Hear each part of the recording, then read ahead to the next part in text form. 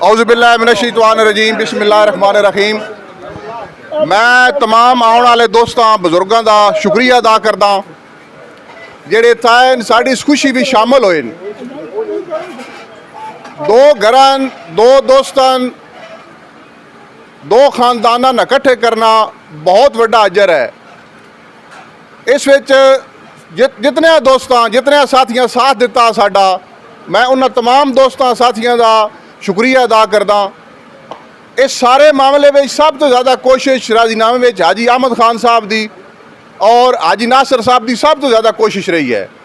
हाजी साहब और हाजी नासिर साहब की कोशिश नाल ही असी सारे पूरा टब्बर असी एक हो गए हाँ। पहलों भी असी एक आसा, इंशाअल्लाह इस तो बाद भी असी एक होकर चलसा इंशाअल्लाह। और आने वाले वक्त इंशाअल्लाह असी एक मजबूत धड़ा, मजबूत ग्रुप, मजबूत सियासी धड़ा असी बन के इंशाअल्लाह सामने उसा इंशाअल्लाह। बाकी चौधरी नौशरवान, चौधरी बिशरुल्लाह खान, चौधरी उमर याद मरहूम, हाजी अहमद खान साहब बड़ा अच्छा वक्त अपना टाइम गुजारिया। जी नाराजगियां बरामद भी हो वैनियां विच टाइम एक ऐसा गुजरिया जेड़ा साडे दूआ घरां वास्ते एक अच्छा ना। आज अलहमदुलिल्लाह असी फिर इकट्ठे हो गए हाँ। इंशाअल्लाह पहले तो भी इंशाअल्लाह अच्छे इकट्ठे हो के असी इंशाअल्लाह एक दूजे का साथ देसा और इकट्ठे होकर चलसा जी।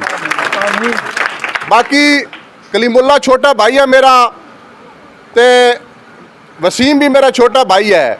इंशाअल्लाह ये जेड़ा मामला सी इन्हां दोवां दा लड़ाई हुई है, उस सुलह जी कराई है। इंशाअल्लाह इहदे विच तुहानूं कभी भी दराड़ ना नजर आसी दोबारा, ठीक है जी।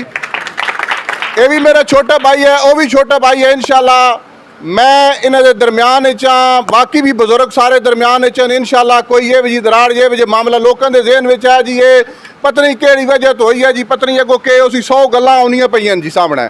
लेकिन इंशाअल्लाह साढ़े असी दिलों साफ हो के चौधरी नौशरवान और मैं दिलों साफ हो के एक दूजे नाल राजी होया। इंशाअल्लाह ये दराड़ नहीं आउण लगी जी। हाजी नासिर साहब की क़यादत इंशाअल्लाह असी मुतहद हां जी।